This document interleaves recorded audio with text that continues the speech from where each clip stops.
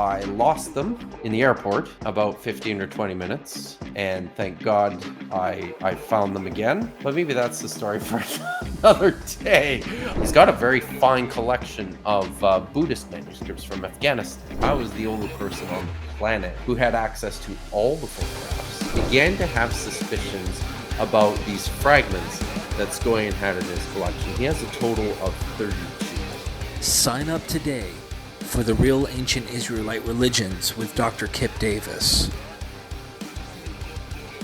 Dr. Kipp Davis, you are a Dead Sea Scroll scholar, and you have investigated the actual scrolls. You've been in the vaults. You've actually taken pictures of the original manuscripts discovered in Qumran. But there have been quite a number of, I guess you'd say, manuscripts, forgeries that have come up.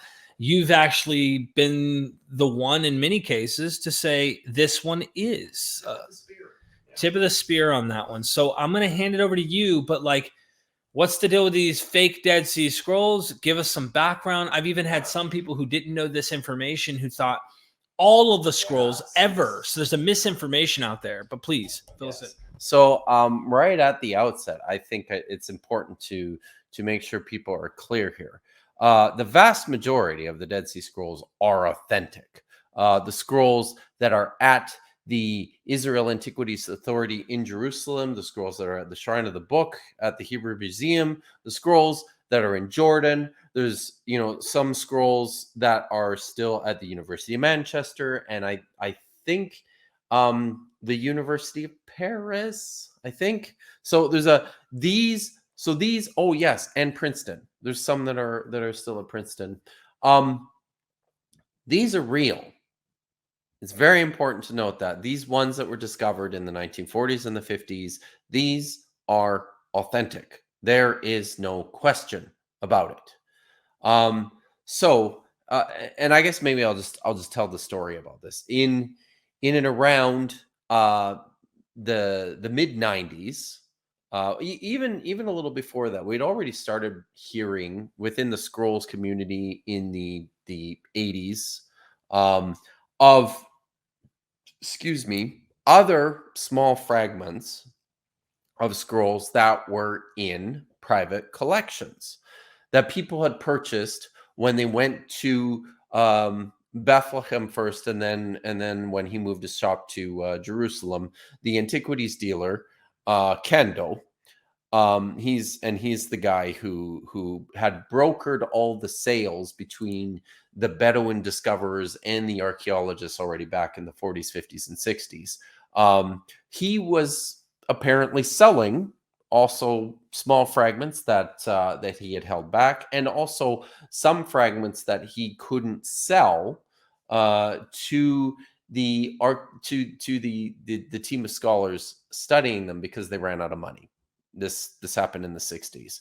So he sold them to tourists. And in the 80s and the 90s, every now and then there would be an article published in one of the journals about this new fragment that was in this private collection. Most of the private collections were anonymous, conveniently. It was impossible to track their movements, from Israel into Switzerland or Germany or Lebanon in some places. So we had already known about some of these fragments out there. And then in the mid 90s, it really started to break open. And a gentleman by the name of Martin Skoyen, he's a Norwegian businessman. He was a very wealthy man. He's an eclectic collector of the true sort, where he collects just about anything from antiquity. He's got he's got stuff from Iraq. He's got biblical manuscripts from the Vatican. He's got Dead Sea Scrolls fragments. So he thinks he's got a very fine collection of Buddhist manuscripts from Afghanistan, and he's even got original letters and artwork from Beatrix Potter, the creator of Peter Rabbit. I think it was Peter Rabbit. I don't know. And so, I mean, he's a collector, right? And so he started amassing this collection of Dead Sea Scrolls fragments. So I went to Norway in 2012 to work on getting his private collection of Dead Sea Scrolls fragments and some of the other artifacts that he has published. So I was a postdoctor there. I was working in a project for, there were other scholars who were heading this up, and were sort of leading the way.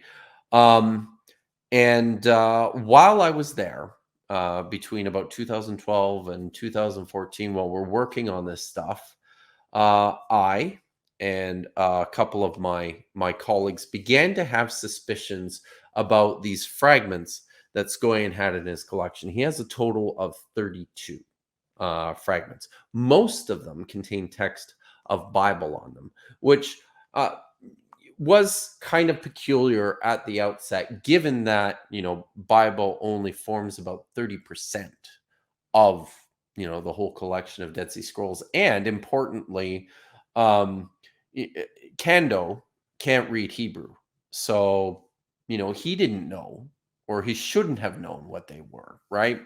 So we started to have questions. These fragments look different from the other Dead Sea Scrolls fragments when they're very, very small. They're very poorly preserved. The writing on them looks quite bad.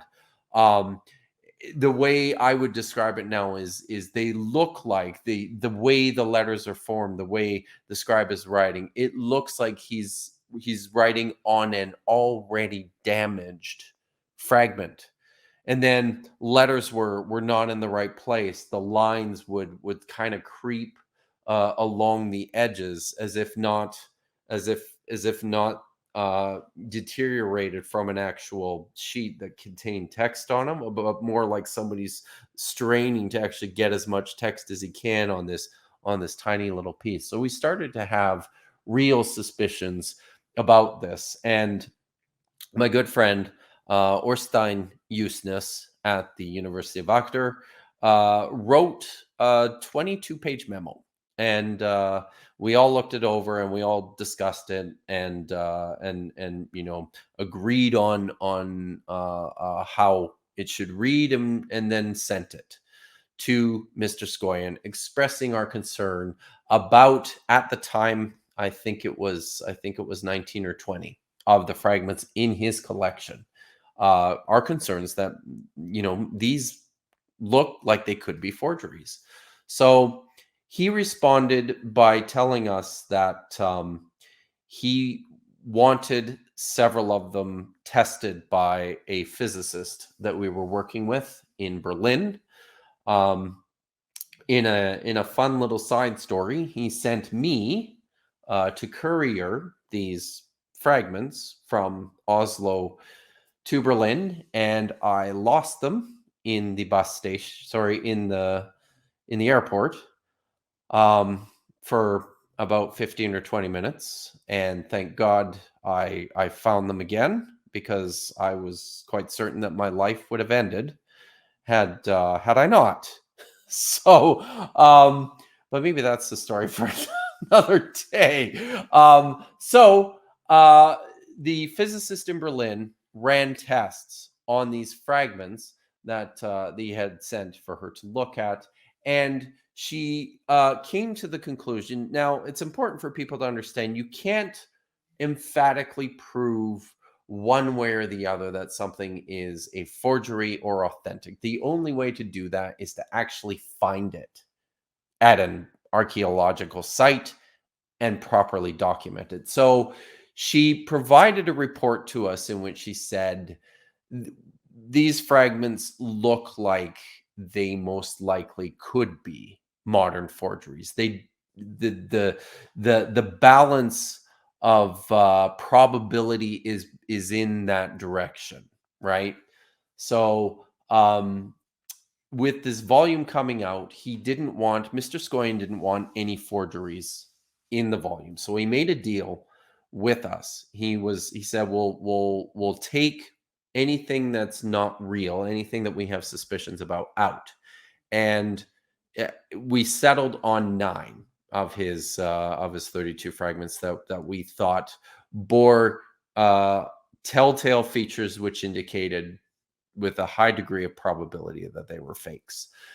So we took those out of the publication of the volume, but he said you can write up a scientific article about them and publish it after the volume comes out. So the volume came out. I actually went home to Canada because my contract in Norway had ended, and then I led a team of 8 scholars in writing this article, and it was published the following year in Dead Sea Discoveries. And then my phone started to ring off the hook.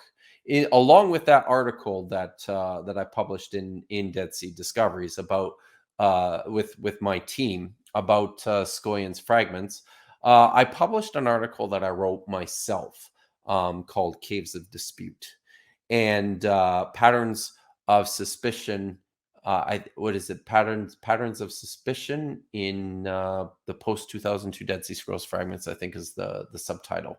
But in it, and I should say in the meantime, before I had come back to Canada, and now while I was back living in Canada, I had also accepted another job helping Professor Emmanuel Tove and the Museum of the Bible on the publication of their, at the time it was 13 Dead Sea Scrolls fragments. It grew to 16 that they had purchased on the private antiquities market. So the way the Museum of the Bible used to work back then is anybody who did any work for them had to sign a non-disclosure agreement. So I was not allowed to talk about my work with anyone. I was not allowed to share photographs of what I was doing with anyone. So I really had no one to talk to about this, but I was in this very unique position where I was the only person on the planet prior to the publication of Scoia'n's volume who had access to all the photographs of Scoia'n's fragments and all the photographs of the Museum of the Bible fragments. And I was paying close attention. And what I was seeing was the same thing going on in these two collections. And it ultimately, when the Museum of the Bible volume of Dead Sea Scrolls fragments came out, I had published the chapter that I wrote for that book.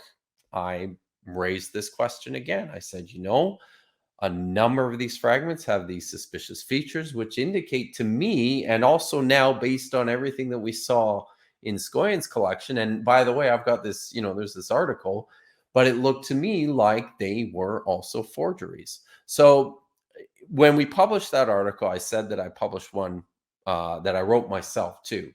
And in that article, I made comparisons between not just the forged fragments, the ones that we had decided were forged in Scoia'n's collections, but the rest of them that we had published in the book the Scoia'n collection book. And I made comparisons between those and the fragments that I saw in the Museum of the Bible. And I developed a set of 8 criteria, which I thought was very useful for determining after the fact the probability that something might be authentic or a forgery. And the results were rather shocking. And most of the fragments were coming up on the side of forgery. And then when the articles came out, my phone started to ring off the hook. And, before you know it, I was interviewing with The Guardian and with Haaretz and with CNN and with they did a write-up about my work in Science. And it was out, and it was, this was big news, certainly within biblical studies back in 2017. And eventually PBS Nova made a documentary about this, which was pretty cool. But the situation now is that the fragments in Scoia'n's collection, the fragments at the Museum of the Bible, most have come to the conclusion that yes, these do indeed look like they are forgeries.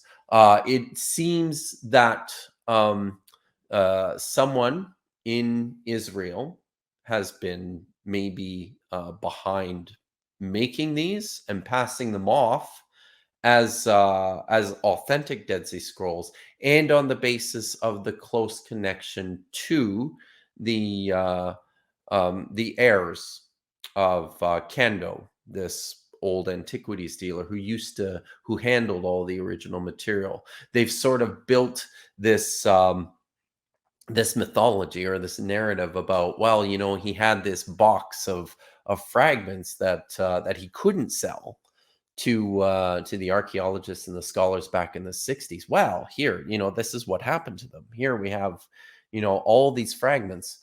And to give you an idea, in 2000, sorry, in 2014, just prior to when my work was being published, they had counted about 170 fragments in various private collections: Scoyans, the Museum of the Bible, Southwestern Baptist Theological Seminary, Azusa Pacific College and Seminary, and a few other of these small institutions and private collections. So after our work came out, suddenly all these other institutions, Southwestern Baptist, for example, within a year or 2 years after um, these publications, released a statement that basically said that they were not putting any more money